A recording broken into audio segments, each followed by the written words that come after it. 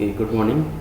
We have this treatment of amoebiasis class that we took on the 7th of October, Wednesday at 9 a.m. This is the video lecture of the same class. Anti-amoebic drug is the today's chapter. Anti-amoebic drugs came from these words. These are the drugs for Entamoeba histolytica. This is one of the anaerobic protozoa. Protozoans are the unicellular eukaryotic organisms, and these are anaerobic, and their transmission occurs by fecal-oral route. That's why the poor sanitation developing countries are the main places where they are seen. And again, today's video lecture is under these 4 classes: life cycle, pharmacologically relevant life cycle of the Entamoeba histolytica, range of diseases causing them and drugs for them, and associated with it the classification of drugs and individual drugs in brief. So this is the life cycle, pharmacologically relevant. We ingest the mature cyst, and that mature cyst exists in the intestine, and the tropozoites migrate to the large intestine, and these tropozoites produce more cyst, and these cysts are being passed in the feces, that is acquired and ingested by another individual, and these moving tropozoites can invade the intestinal mucosa, and thereby causing what is known as dysentery. And sometimes they go a step further and they migrate to different places, like to the liver, or rarely to the lungs, and that cases it is known as extraintestinal amoebiasis, and in that case it is known as extraintestinal amoebiasis, just like liver abscess, which is most common, and another one is rare but also relevant is lung abscess. This is the most important picture of today's video lecture, and here as we can see, this is a tropozoid. This tropozoid present in the large intestine is responsible for producing cyst, and the people may be like this, or producing lots of cyst and passing them in the stool. And in that case, if it is only the intestinal or the luminal tropozoites producing the cyst, then in that case they may only have mild symptoms or no symptoms of mild diarrhea. And once these tropozoites invade, and for the mild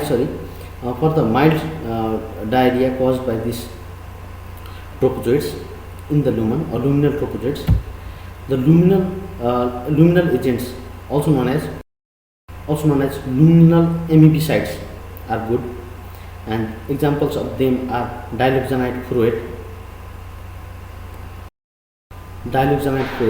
This is abbreviated by the DF here, and another is quindochlor, and another is antibiotics. Antibiotics are tetracycline and parmomycin.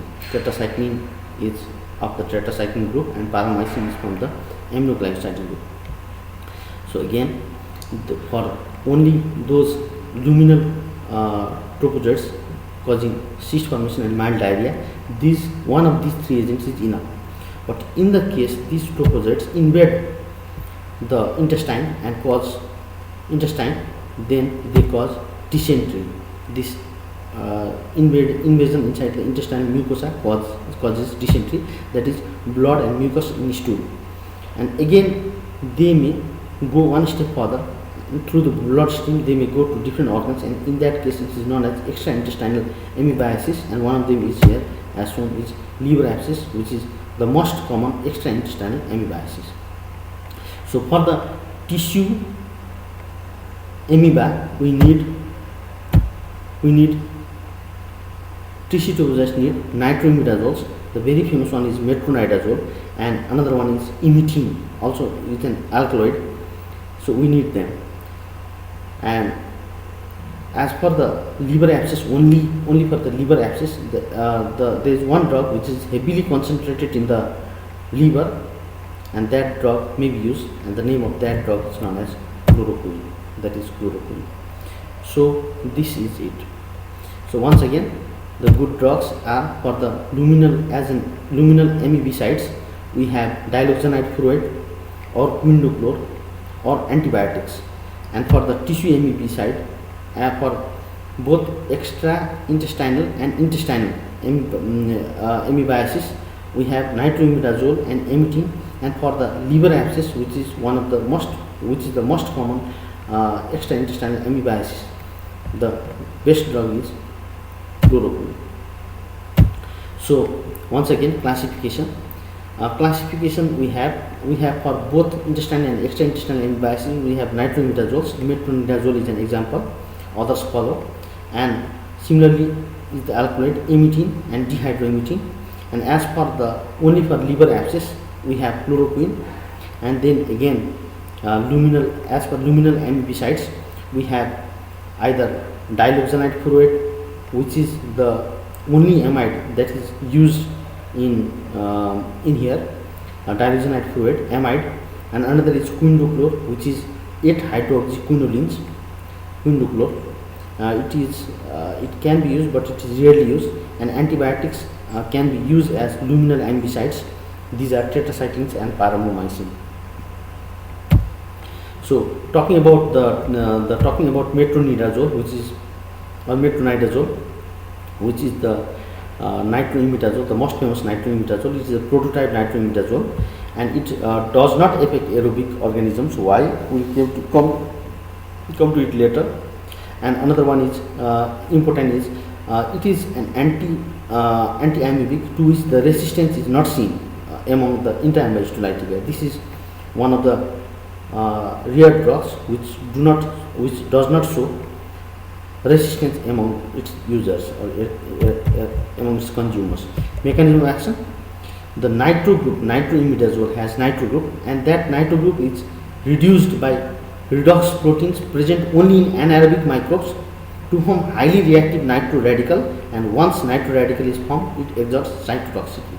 I repeat, nitro group in nitroimidazole get reduced only by the redox proteins in anaerobic microbes to liberate the highly reactive nitro radical, and this nitro radical it exerts cytotoxicity. Pharmacokinetics: it is one of the rare drugs which is completely, almost 100% orally absorbed, and its T half-life is 8 hours, which is a very favorable T half-life. And regarding its adverse drug reaction of nitroimidazole, there are few. These are frequent. These are quite frequent. The adverse drug reactions with once you take the nitroimidazole for dysentery or mild dysentery, for amoebic dysentery, the adverse drug reaction is very common. The most very common, but they are not serious.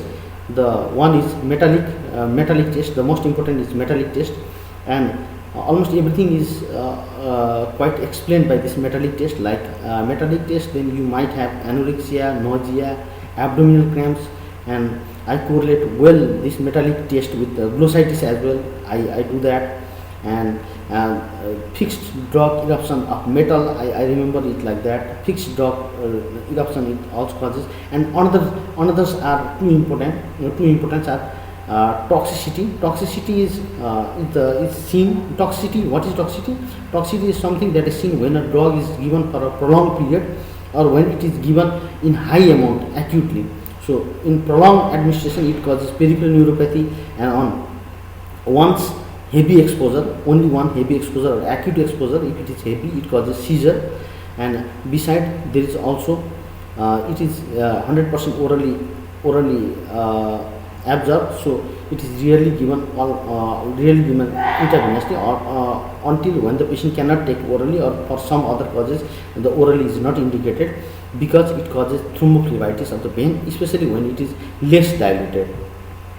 So we have an adverse effect, one metallic test, and few things explained by metallic test, and then we have this Then we have this toxicity, and in toxicity we have a peripheral neuropathy for prolonged use, and we have seizure for acute heavy exposure, and then we have on giving intravenous thrombophlebitis. So contraindication, as we said, it causes seizure. So neurological disease is one of the contraindication. One thing I didn't mention was it also causes, rarely, but it also causes leukopenia. Therefore, blood dyscrasia, any form is contraindicated for it, and first trimester of pregnancy is also contraindicated for using metronidazole. Okay, so interactions and cautions. It causes, once if a person is taking metronidazole and he takes alcohol, he has some perspiration, headache, and something like he doesn't want to take. He does not feel good kind of feeling. So this is known as disulfiram like intolerance with alcohol.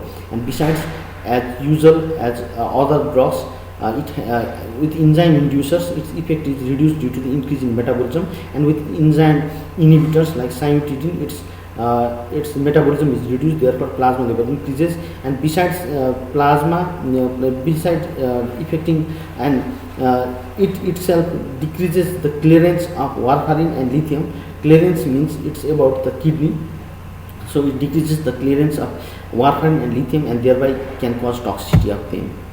And what are the uses of the of this metronidazole?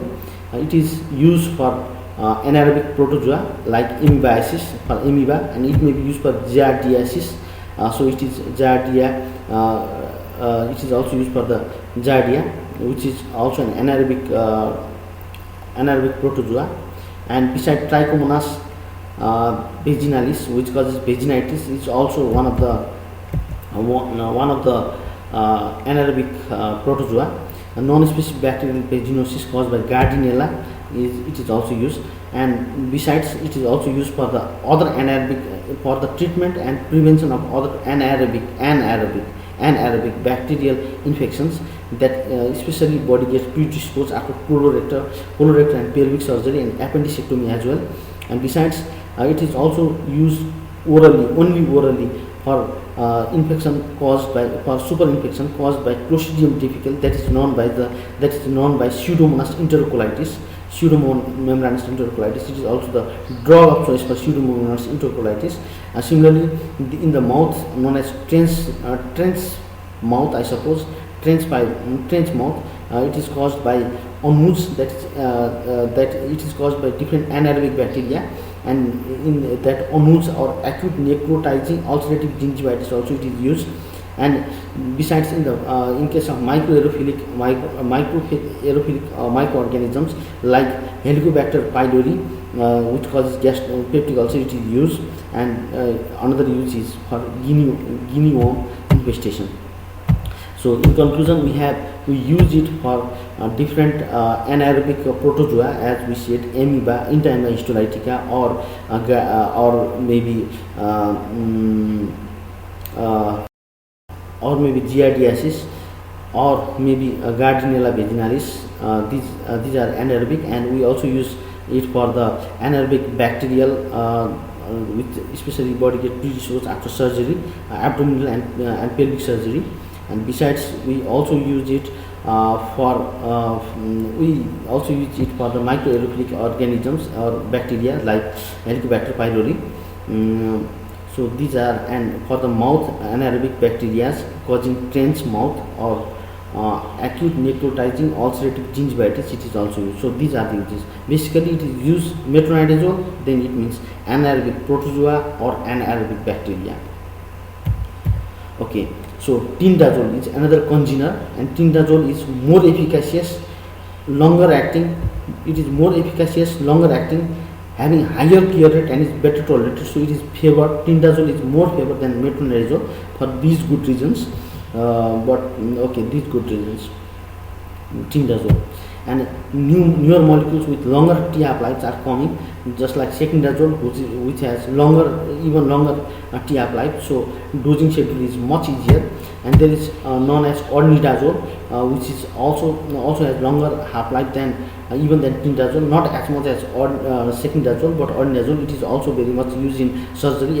It's one of the containers. Everything is same, but only thing is that it has longer T half life.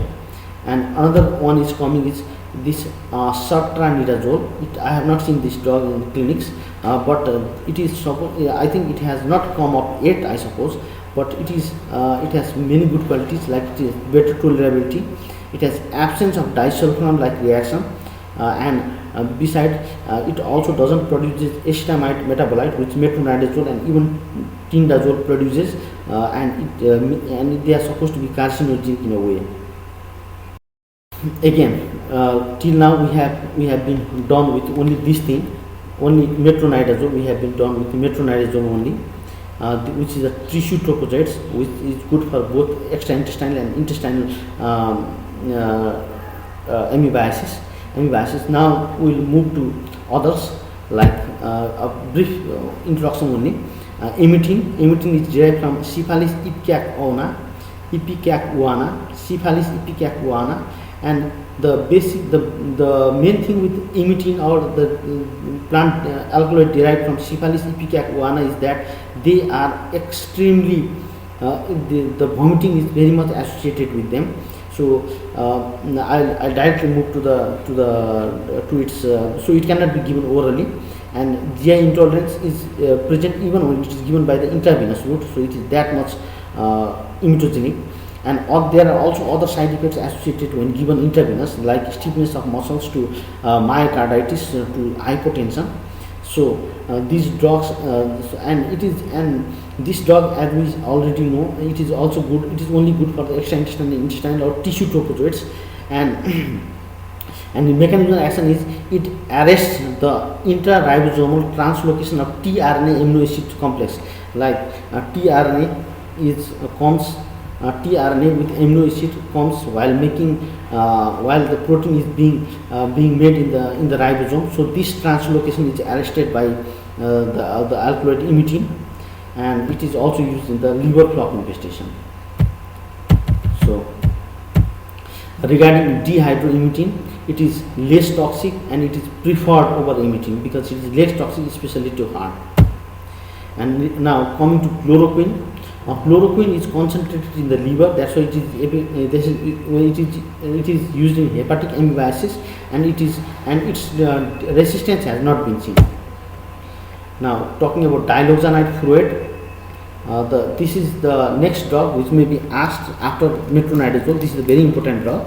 Diloxanide furoate, it is a luminal amoebicide, as I have shown in the diagram, and it kills the trophozoites producing cyst, which is quite understandable, I suppose, since the trophozoites in the lumen are killed. So flatulence is a understandable side effect, and so are the nausea, and it also really causes urticaria. Its use first I'll go to the second one. Its use is in the mild intestinal amoebiasis causing mild diarrhea that I showed in the diagram, and second one is in tissue amoebicide. Also it is used because the source is always the lumen. So if a person develops tissue amoebiasis, then invariably there must be some luminal trophozoites as well. That's why we use diloxanide furoate with the tissue amoebicides as well to eradicate cyst. Now talking about hydroxyquinolines, or also known as one of them is quinidochlor, which is a bit important. It is a luminal amoebicide, which is understandable by the division. ADR is not frequent, but there is danger of iodism because it contains iodine. So there is danger of iodism, chronic iodine overload, and goiter as well. As we know, endemic goiter is due to the absence or the decreased amount of iodine, but excessive amount of iodine can also cause goiter. Okay. So, and the most important thing about quinidochlor that may be asked in multiple choice question is that it has been reported. There has been reported cases of SMON in Japan in 1970. What is SMON? It is subacute myelooptic neuritis.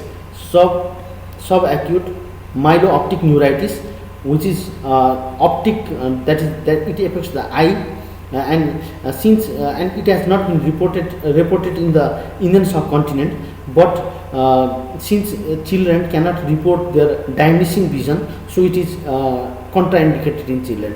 SMON, for the fear of SMON, which has not been seen in Indian subcontinent, it is contraindicated only in the pediatric patient in this reason. Okay, now paromomycin. Paromomycin is an aminoglycoside antibiotic. It is like metronidazole. It is also useful for the others. Sorry for the spelling of intra-amoeba. It is also used for the giardia and cryptosporidium, trichomonas, leishmania. So it has other uses as well, and even some tapeworms. Besides amoeba, it is also used for. Besides amoeba, it is also used for other protozoa like giardia, cryptosporidium, and trichomonas, and leishmania, which is also one of the protozoa, and some tapeworms. It is also useful, and it is more efficacious luminal ambicide than dileucanide furoate, but we still use dileucanide furoate, and its mechanism of action is same as the action of aminoglycoside in the as an antibacterial. And like neomycin, it is not absorbed in the GI. It is given orally, and it is not absorbed in the GI, and it is therefore it can also be used like neomycin for hepatic coma and preoperative preparation of bowel. And it is the drug of choice for the first trimester pregnant woman if she is suffering from giardiasis, but it is not good for the but since it is a luminal ambicide, it is not good for invasive or the invasive amoebiasis or the dysentery. And it is also good drug for cryptosporidiosis, as I have already mentioned, cryptosporidiosis. Okay, now at last I will go to the classification again. These are tissue amoebicides. One is tissue amoebicides and another is luminal amoebicides. Tissue amoebicides, we have for intestinal and extraintestinal amoebiasis, we have nitroimidazole, metronidazole, tindazole, secundazole, ordinazole, and cetronidazole. And for alkaloids, we have amitin and dihydroamitin. For extraintestinal amoebiasis, we have chloroquine. As a luminal amoebicide, we have dileucanide furoate, and we have quindochlor, and we have antibiotics. Thank you.